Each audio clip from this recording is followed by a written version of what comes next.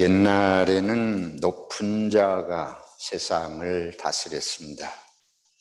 왕이 되면 무엇이든지 마음대로 할 수 있었던 것이 동서양을 막론하고 인류 과거의 역사였습니다. 한국의 역사를 보면 신라 시대에 법흥왕이 불교인이 되면서 신라 천년의 역사가 불교 역사가 됩니다. 나라 전체가 불교를 숭상하는 그런 나라가 됩니다. 고려는 태조 왕건이 초기부터 불교를 숭상하고 받아들이면서 고려 500년도 불교의 나라가 되었습니다. 이시조선이 되면서 태조 이성계가 유교를 국교로 채택하면서 이시조선 500년은 유교의 나라가 됩니다. 왕이 모든 것을 주도하는 그런 것을 우리 한국의 역사 속에서 우리가 볼 수 있습니다. 호주 주변에 남태평양에 많은 국가들이 있는데 예를 들면 피지라든지 사모아라든지 통가 같은 나라들은 불과 몇십 년 전까지만 해도 거의 100% 감리교 그런 섬나라들입니다. 왜 그런가 하면 감리교 선교사를 통해서 복음이 전해지고 그 섬의 추장이라 그럴까 왕들이 그 선교사들의 복음 전도에 의해서 기독교를 받아들였기 때문에 그 섬나라 전체가 기독교가 된 그런 역사를 지니고 있습니다. 그래서 호주는 이 남태평양의 섬나라들하고 기독교적으로 아주 밀접한 관계가 있습니다. 제가 호주연합교회 여러 총회들을 이렇게 그동안 다녀보면 이 남태평양 섬나라들은 아주 작은 나라인데도 그곳에서 온 기독교인들이 호주의 교회 안에서 중요한 역할들을 하고 또 교회들이 상당히 많아요. 피지 사람들의 교회, 통가 사람들의 교회가 적지 않습니다. 그 섬 사람들은 대부분 다 기독교인들이라고 보면 과언이 아닐 정도로 그런 것들도 지금 말씀드린 대로 그 국가의 왕들이 기독교를 받아들인 영향이라고 그렇게 볼 수 있겠습니다. 그러나 요즘은 좀 다르죠. 세계가 이제 많이 민주화되고 또 기독교 이후 시대, 서구 사회는 이제 기독교 왕국 시대에서 기독교 이후 시대로 접어들었고, 물론 한국이나 동양은 본래가 기독교 영역이 아니고 불교나 그런 기타의 다종교 영역이어서 이제 다르긴 하지만 기독교의 영향은 점차로 줄어들고 또 이 동양도 태국이라든지 일부 그런 나라들을 제외하고 이제 점차 자기들의 그 전통 종교가 교세를 점점 잃어가는 그런 상태라고 볼 수가 있겠습니다. 한국도 요즘은 이제 왕국제도, 봉건제도에서 이제 민주화가 되고 대통령이 선출이 되고 하는 이런 시대가 됐는데 요즘 대통령이 무슨 종교를 갖는다. 그래서 나라의 백성들이 그 종교를 믿고 받아들이고 그런 걸 우리 전혀 기대할 수 없지 않습니까? 기독교인이 대통령이 된 때가 있었지만 오히려 기독교가 더 혜택을 입거나 더 증가됐다고 하는 것보다 오히려 기독교가 더 욕을 먹고 어려움을 겪는 이런 경우도 우리 역사 속에서 보게 됩니다. 그래서 이제 뭐 높은 사람이 세상을 지배하는, 그거는 이제 점차 변화되는 그런 시대라고 볼 수가 있겠습니다. 반면에 요즘은 이제 숫자가 많아져야 돼요. 민주주의라고 하는 것이 다수결의 원칙이다. 표를 더 받아야 국회의원이 되고 표를 더 받아야 대통령이 되는 그런 시대예요. 사람을 많이 모아들여야 성공하는 시대입니다. 사람을 많이 끌어들이는 물건을 개발해야 돈도 많이 벌고 기업도 성장하는 그런 시대예요. 교회도 사람을 많이 모아야 되는 시대입니다.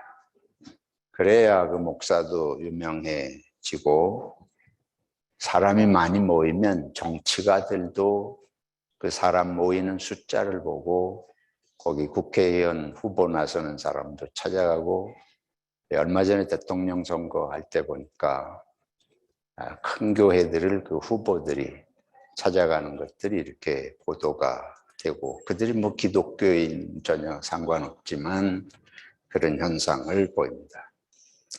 호주도 선거철이 되면 이 정치 지도자들이 힐송교회 같은 데를 찾아가는 것이 뭐 일반적인 그런 현상으로 되어 있습니다. 많이 모이는 게 요즘은 지배력이 있고 힘이 있고 돈이 거기서 나오게 돼요. 교회 안에서도 장로가 되려면 표를 더 받아야 돼요. 다시 말해서 사람을 더 끌어모으는 사람이 어디든지 통하는 그런 세상이 되었습니다. 한국은 이게 더 심해요. 명예심을 목숨처럼 여기는 나라 아닙니까? 그러니까 교회에서도 무슨 장로가 된다든지 또는 노회나 지방회나 총회 같은 데서 목사로서 뭐 총회장이 된다든지 그러면 다 그 사람 숫자를 자기 쪽으로 많이 끌어 모아야 됩니다. 근데 초대교회는 높은 사람들이 모인 것도 아니에요. 초대교회는 사람들이 거기에 뭐 세상을 지배할 만한 힘을 가진 높은 지위를 가진 사람들이 있었던 그런 공동체가 아닙니다. 예수님도 세상에서 아무런 지위도 지니신 적이 없는 분이고, 예수님을 따라다니던 사람들이 다 갈릴리 어촌의 그런 주변 인물들, 변방에 보잘것없는 이름 없는 그런 사람들인 거 우리가 다 잘 아는 사실입니다. 또 초대교회에 무슨 힘이 없는 것뿐만 아니고 숫자가 많았던 것도 아닙니다. 물론 예수님이 기적을 행하실 때, 병을 고치실 때, 사람들에게 뭘 먹이실 때 기적으로, 그런 때는 사람들이 많이 모여들었습니다. 그러나 그들이 다 교인이 된 것은 아닙니다. 예수님이 십자가를 지시고 고난의 길을 가실 때는 우리가 아는 대로 제자들마저도 다 예수님을 떠나갔다고 성경이 이렇게 기록하고 있습니다. 오늘 본문 첫 구절이 누가복음 12장 32절이 예수님께서 이렇게 말씀하셔요. 적은 무리여 무서워 말라. 너희 적은 무리여 무서워 말라. 그 윗부분 오늘 읽지 않았습니다만 윗부분을 보면 너희는 그의 나라를 구하라. 그래서 아버지의 나라를 구하는, 아버지의 뜻을 구하는 이제 그 말씀을 하시고 이어서 하신 말씀이에요. 적은 무리여 무서워 말라. 너희 아버지께서 그 나라를 너희에게 주시기를 기뻐하시느니라. 만약에 초대교회에 예수님께서 이제 그 따르는 예수님의 뜻을 받들고 섬길 만한 사람들이 뭐 많이 있었다면 이런 표현을 하셨을 리가 없잖아요. 예수님께서 알고 계셨습니다. 주님의 뜻을 알고 그걸 따라서 살고자 하는 사람은 결코 많지 않을 것이다. 예수님께서 그런 말씀 하시잖아요. 두세 사람이라도 내 이름으로 모인 곳에 내가 함께 있겠다. 그 왜 굳이 두세 사람?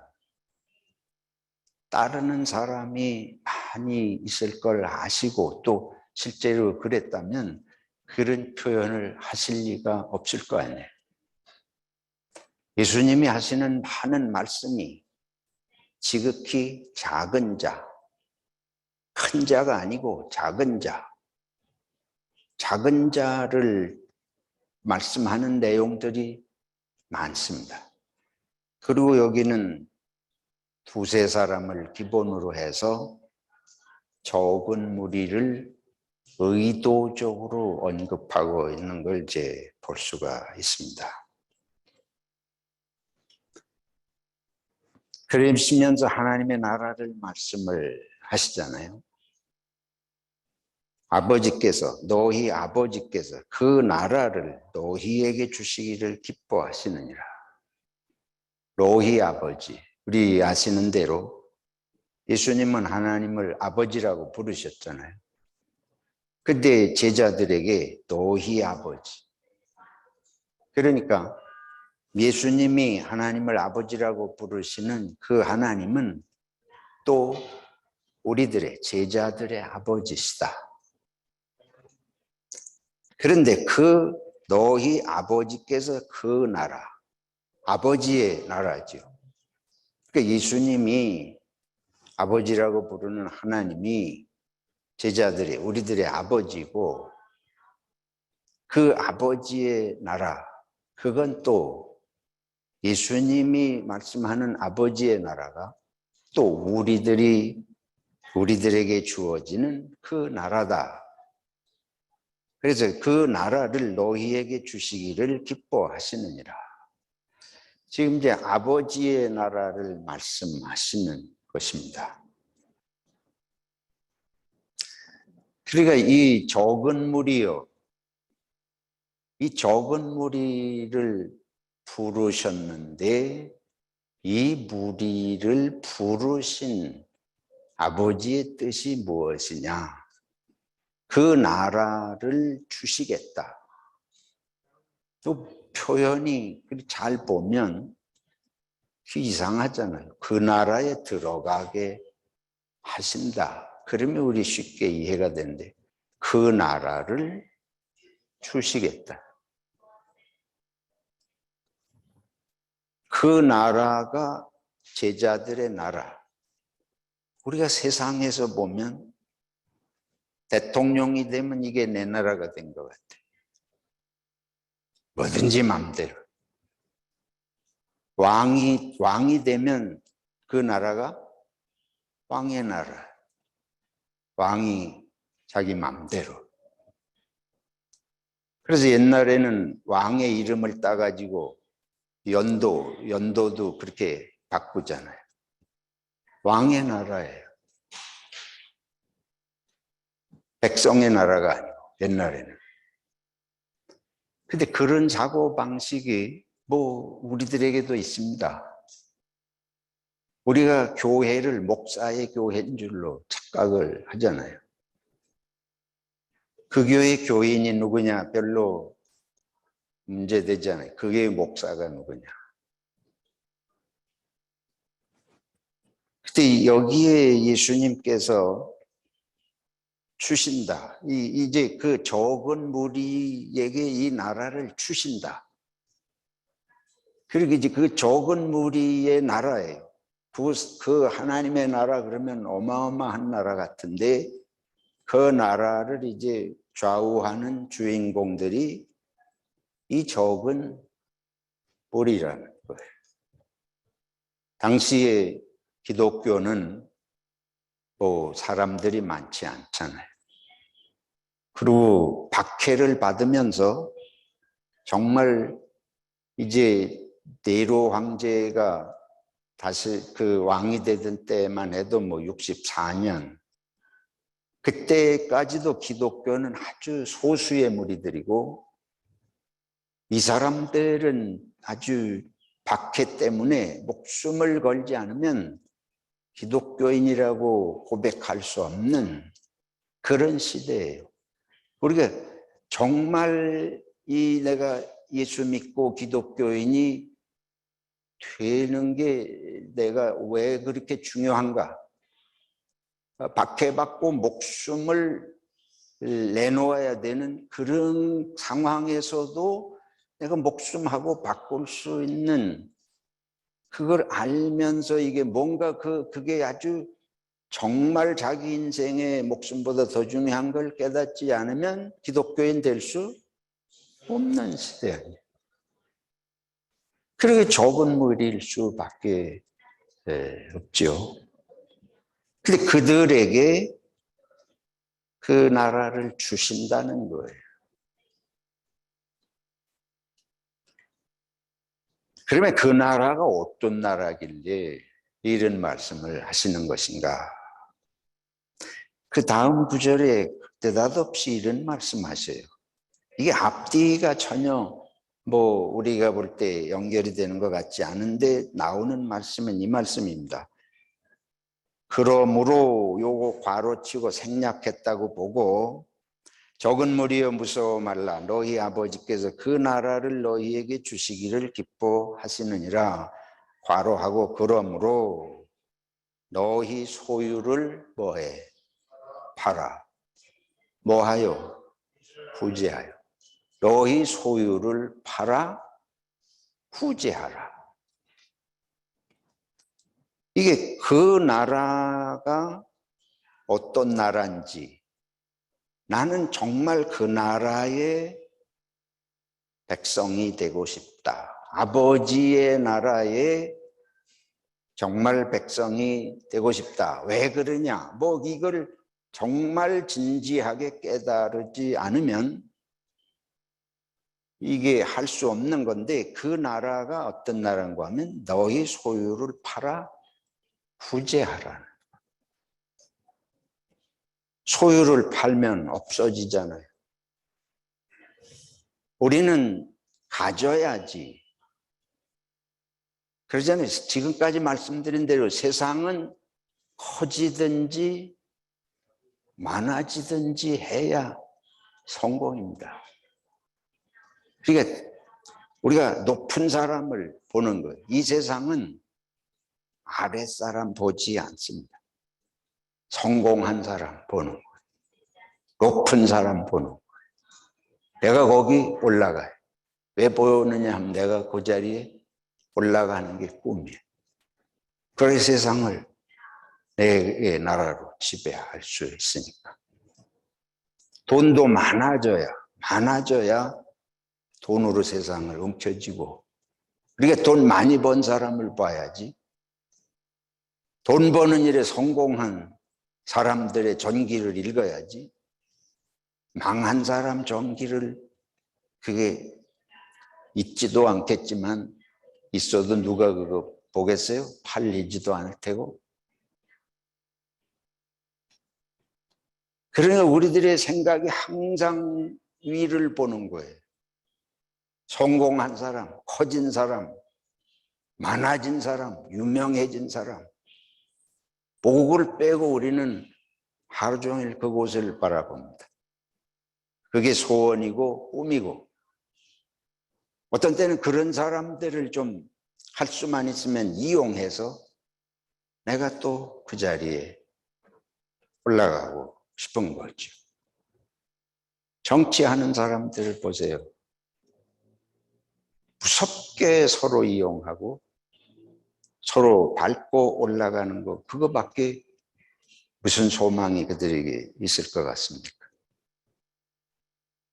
그러니까 이제 이게 예수님께서 부르신 아버지의 나라를 위해서 부르심을 받은 사람들, 이게 아주 적은 무리예요. 이게 많지 않아요. 근데 왜 이 사람들에게, 이 적은 무리에게 아버지의 나라를 주신다 그러시냐? 이게 줄만한 자에게 줘야지. 우리가 그런 말 하잖아요. 고양이에게 뭘 맡겨요? 생선을 맡긴다. 그럼 지가 다 먹어버려요. 그러니 아버지의 나라를 아버지께서 맡길 만한 자에게 맡기실 거 아니에요? 아버지께서 아버지의 나라를 줄 만한 자에게 줘야 아버지의 뜻에 합당하게 나라를 섬길 텐데, 이게 고양이 같은 놈에게 나라를 맡기면 지가 다 먹어버린다. 그래서 세상은 전부 자기가 먹으려고 그러잖아요. 그러니까 이게 거꾸로예요. 소유를 팔아. 구제하라. 부자에게 구제해요. 더 많은 자에게 바치는 거는 뇌물이죠. 하나 바치고 10개 돌아올 계산을 하고서 하는 거죠. 이거는 팔아서 구제하라. 그거는 없는 사람에게 주는 거 아닙니까? 돌아올 길이 없어요. 대받을 길이 없는 거예요. 그러니까 그냥 없어지고 마는 것입니다. 이 세상이 살아가는 방식하고 완전히 다르지 않습니까? 그러니까 하나님께서 아버지의 나라는, 아버지는 당신의 나라를 맡길 만한 자에게 맡기시기를 원하시는데 그 일을 위해서 부르셨다. 근데 그 부름받은 사람들이, 그걸 아는 사람들이 이 적은 무리예요. 이 적은 무리들은 제 나라를 만드는 것이 아니고 제 배를 부르려고 더 자기 영토를 넓히려고 하는 것이 아니고 아버지의 나라의 모든 것을 믿고 팔아서 구제하는 이런 정신을 가진 사람들. 이게 적은 무리라는 거예요. 그러니까 이 적은 무리는 세상은 그렇게 안 살잖아요. 두 가지를 생각할 수 있어요. 이렇게 소유를 팔아 구제하는 거는, 첫째는 이런 식으로 살면 성공할 수 없어요. 성공하기 위해서는 모아야 돼. 모아야 되고 어떻게든지 올라가서 꼭대기까지 올라가야 되는데 한 푼이라도 더 쌓아야 되는데 이거를 팔아가지고, 그것도 좀 권력이라든지 뭐 돈이라든지 뭐가 있는 사람 옆에 가서 어떻게 해가지고 더 해야 되는데, 이건 그냥 팔아가지고 아무것도 돌아올 것이 없는 자에게 다 줘버리라 그러면 나는 알거지가 되고 마는 거 아니에요. 그렇게 살아가지고, 여러분 자식들이 그런 식으로 산다 그래 보세요. 내가 예수 믿고 목사지만 우리 아이들이 그런 식으로 살면 내가 마음이 조금 그럴 것 같습니다. 저놈이 저렇게 살다가 고지가 돼가지고. 현실을 생각을 해보자고요. 이게 단순히 이거 아니고 내가 정말 우리 식구들이, 자식들이 그렇게 살면 내 마음이 어떨까. 그리고 이게 보장받을 수 없는 길이에요. 지금 말씀드린 보장받을 수 없어요. 그런데 어떻게 이 적은 물이 이게 가능하냐? 예수님이 너무 심하게 하시는 거 아닌가? 이 일상 그냥 보통으로 생각하면 이거는 하나님의 나라 아버지, 여기 아버지라 그랬어요. 하나님이라고 얘기하지 않고 아버지라 그랬습니다. 하나님을 아버지라 그랬는데, 이 아버지라고 할 때는 아버지는 너를 위해서 뭐든지 하시는 분이라는 믿음의 표현으로 아버지라고 하는 줄로 믿습니다. 근데 아버지는 자식을 돌보는 거예요. 자식을 위해서 뭐든지 다 준비하고 돌보고, 부모가 되어보면 우리가 그걸 알지 않습니까? 그러니까 하나님이 아버지인 걸 알고 아버지의 나라가 어떤 나라인지를 정말로 알아야 되겠고, 아버지가 그 모든 것을 다 선하게 하실 수 있는 능력이 계신 걸 믿어야 이렇게 살 수 있을 줄로 믿습니다. 그래서 히브리서의 오늘 11장 같이 이 렉셔너리 성서일과에 같이 따라서 주어진 말씀은 히브리서 11장이에요. 믿음장이라고 하는, 믿지 않고는 이렇게 할 수 없어요. 하나님을 이용할 목적이 아니고 내가 필요해서 내 소원을 이루기 위해서 예수 이름을 부르고 기도해서 소원 성취를 이루어주는 분으로 생각을 해가지고는 이런 삶을 살 수가 없는 거예요. 예수 이름을 부르면 없던 것도 생겨야지. 남이 망해도 나는 망하지 않아야지. 그래야 하나님이 돌보시고 뭐 나를 사랑하신다. 그런 신앙 가지고는 이렇게 살 수 없습니다. 그러니까 병고침을 받고 기적을 체험을 했다고 해서 다 이런 적은 무리 속에 들어갈 수 있는 게 아니에요. 그 필요한 때가 있습니다. 신앙의 접촉점으로 이 갈릴리 호숫가에서 물고기를 많이 잡게 하시는 체험을 통해 가지고 두 눈이 동그래서 이분이 보통 분이 아니구나, 거기까지는 가지만, 근데 그때 제자들이 배와 그물을 버려두고 예수 되는 건 이건 또 다른 차원입니다.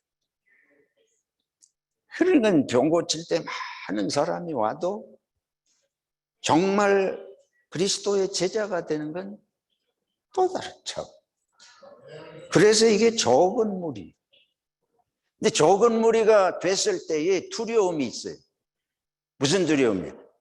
세상이 더 많거든. 우리와 같이 생각하지 않고 우리와 같이 살지 않는 사람이 더 많아요. 열심히 하나님께 섬기고 바치고 이웃을 위해서 나누고 쓰다가 옆에 있는 사람들이 아파트 샀는데 막 집값이 몇 년 지나니까 올라가고 막 이런 거 보면 나는 뭐 내가 잘못 사는 거 아닌가, 고민 안 될 수 없죠. 옆에 사는 사람들이 살아가는 모습 보면 대단하게 뭐 하는 사람들이 그런 거 보면 이거 우리 자식들에게 내가 이렇게 해가지고 뭐가 남나? 하나님이 정말 어떻게 해주시는가? 현실을 보면 갑자기 정신이 들어가지고 도로 움켜쥐고 싶은, 도로 세상 현실을 무시할 수 없다, 이런 생각에 위협을 받을 때가 있게 마련입니다. 그래서 저와 여러분들이 이걸 기도해야 됩니다. 먹을 걸 더 주세요 하는 것도 필요하지만 이 하나님의 나라가 어떤 나라인지 정말 깊은 곳을 내가 깨닫고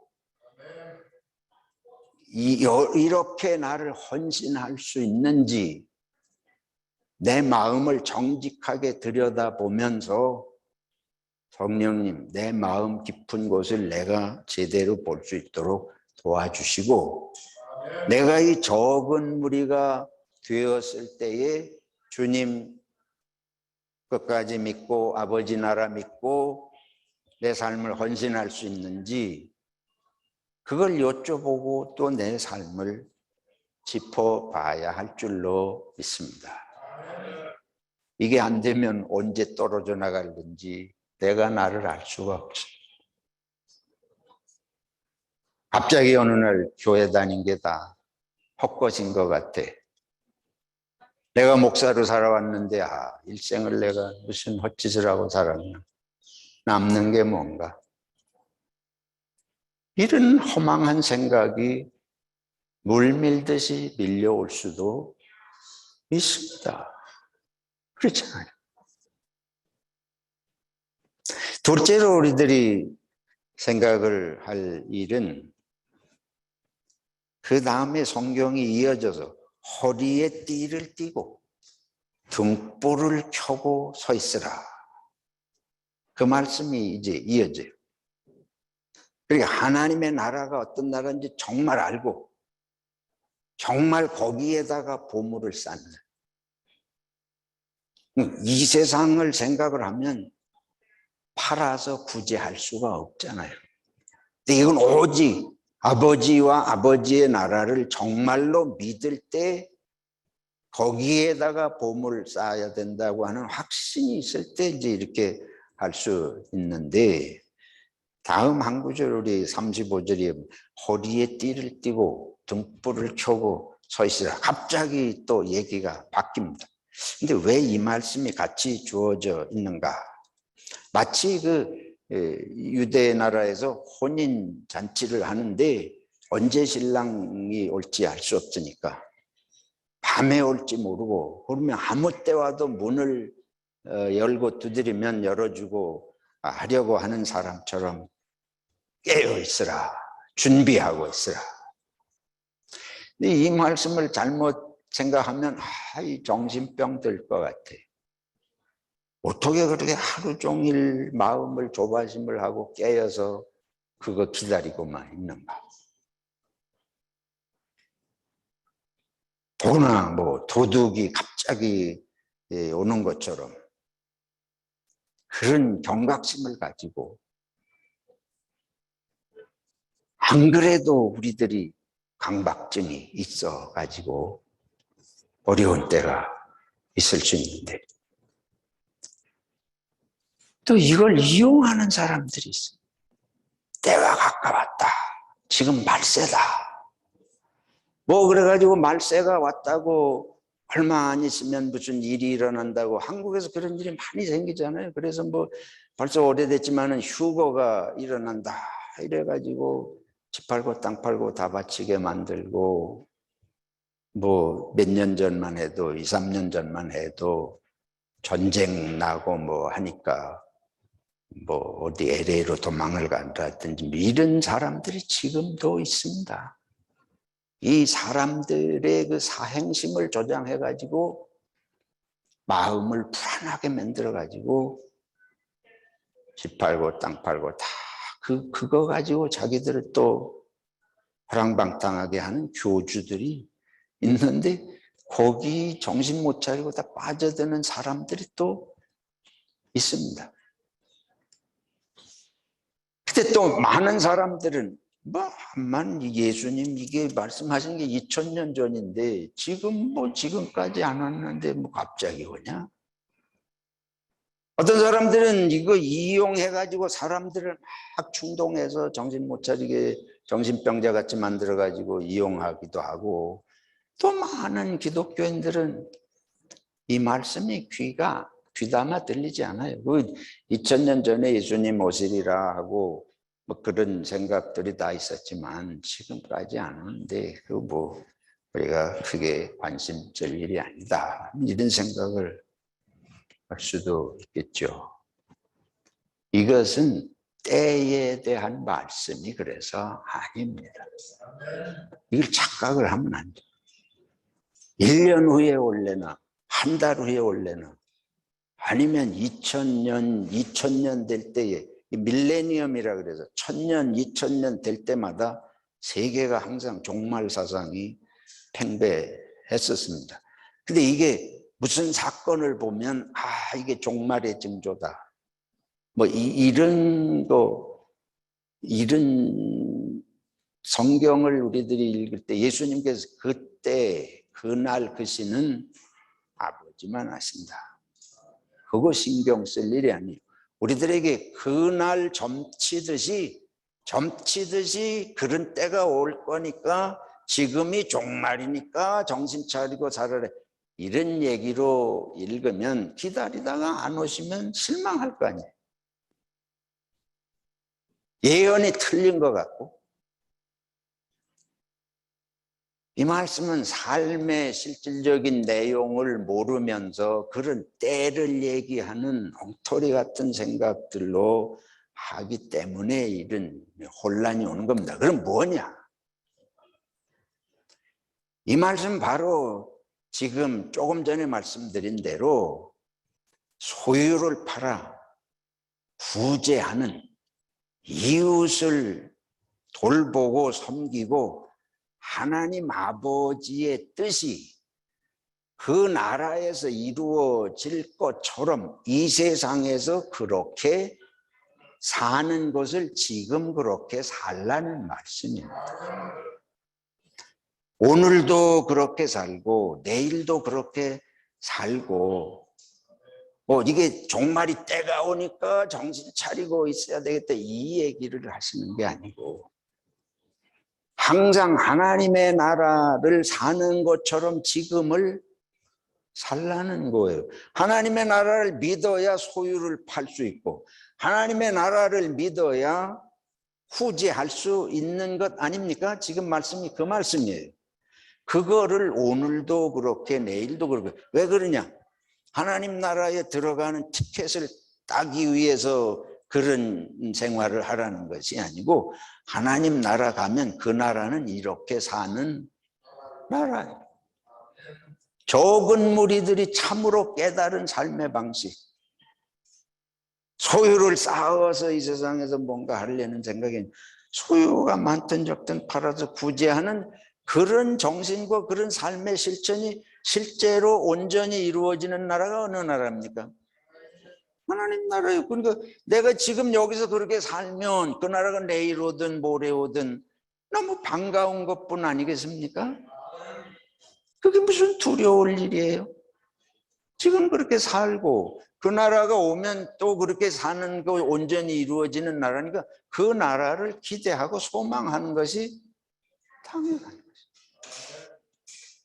이 세상에서 우리가 같이 끌어안고 살지 말고 나누고 돌보고 살자.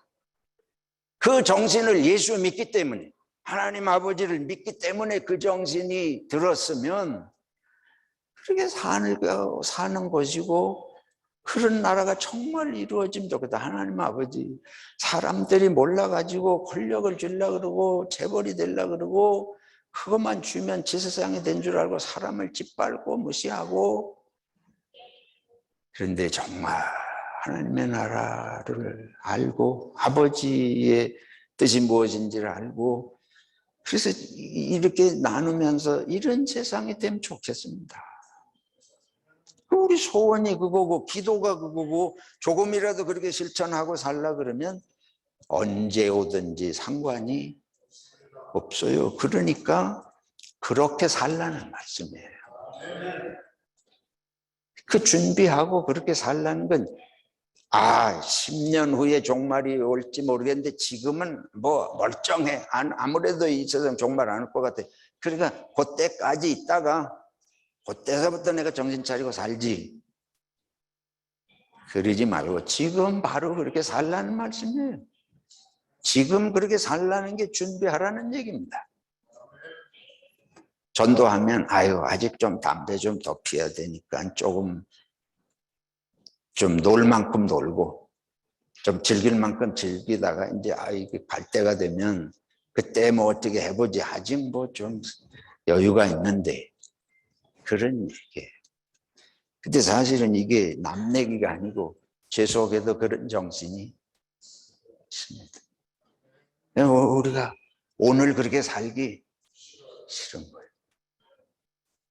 제가 이게 암 가능성이 있다 이런 걸 제가 지금까지 살아오면서 몇 번 진단을 받은 적이 있는데, 그러니까 금방 정신이 퍽떡 나가지고 이렇게 살면 안 되는데.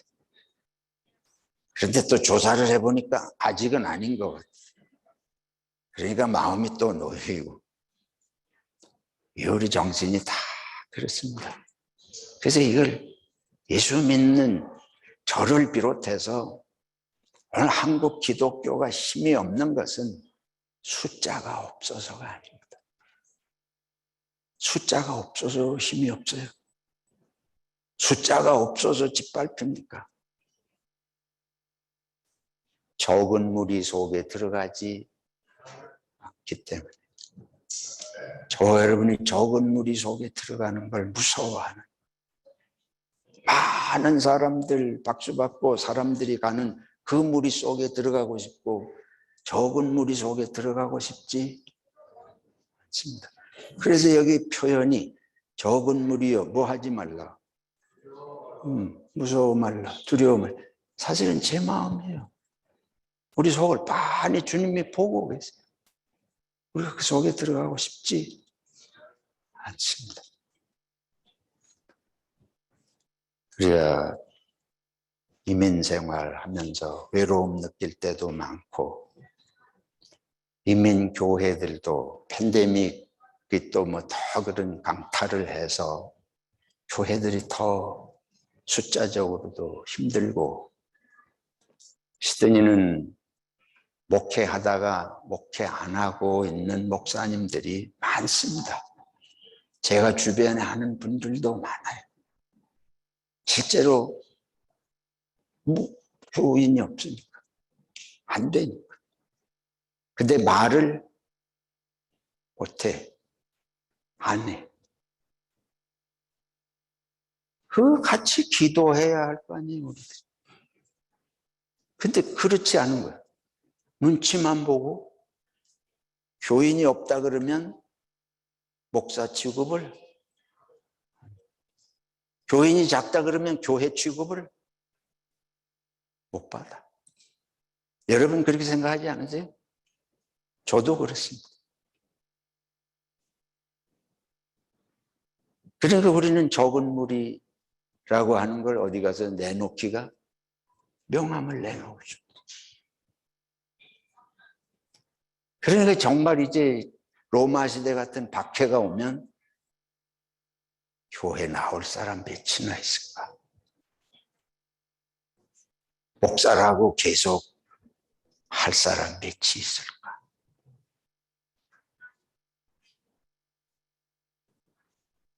벌써 한 20년 전인데요. 한국에서 어떤 감독이 오셨어요. 우리 교회 수요일 날, 주중에 오셨기 때문에 수요일 날 설교를 부탁을 했는데, 몇 명 모입니까? 몇십 명 안 됩니다. 그냥 목사님이 하세요. 굉장히 서글픈 얘기죠. 제가 녹두리 같이 얘기를 드렸는데, 오늘 뭐 제가 지어낸 얘기가 아니고, 오늘 이 렉셔너리에 주어진 본문이 예수님께서 하시는 적은 무리. 예수님이 당신의 뜻을 알고 당신을 따르는 사람들이 이 몇 명 안 되는 그것을 보시면서 어떤 심정이 드시면서 이 말씀을 하셨을까? 여러분 이제 역설적으로 결론을 생각을 해봅시다. 두려워하지 마시기 바랍니다. 여러분이 많은 무리 속에 속하지 않는다고 해서 가치관이 흔들리지 마시기를 축원합니다. 예, 성경 읽고 말씀 속에서 내가 예수의 사람이라는 확신을 가지시고 하나님이 나의 아버지이신 걸 분명히 믿으시고 아버지의 나라가 내 나라다. 아버지는 나에게 그 나라를 주시기를 아까워하지 않으신다. 내가 노이같이 너 같은 자에게 내 나라를 어떻게 맡기냐. 아버지는 그런 아버지가 아니에요. 내가 아버지의 자식이 되는 것을 확실히 고백하고 아버지의 가치관. 저도 아버지 욕심이 있고 자꾸 세상적으로 살고 싶어요. 그래 나 마음을 다스려 주시고 내가 아버지 나라 받을 만한 마음을 나한테 자꾸 길러주세요. 이렇게 할 때 하나님 아버지께서 기뻐하시고 마다하지 않으시고 우리의 길을 인도하실 줄로 믿습니다.